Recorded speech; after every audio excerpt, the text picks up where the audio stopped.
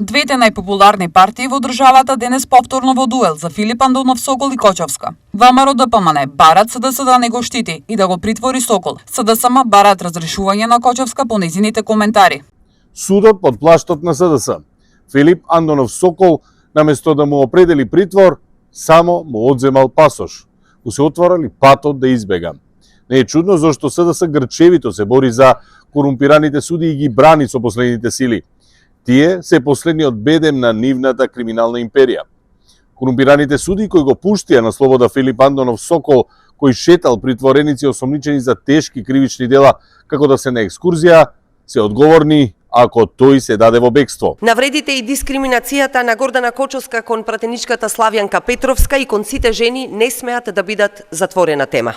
Кога министерка јавно ќе изјави дека жена која од одредени причини не можела да има деца, нема право да зборува за семејство, тоа, почитувани, не е само навреда. Тоа е понижување. Ова не е само навреда. Ова е удар врз секоја жена, врз секој граѓанин кој некогаш бил дискриминиран. Министерка која навредува, дискриминира и гази врз човечкото достоинство не смее да биде дел од оваа влада. Бараме Мицкоски веднаш да ја разреши Кочовска.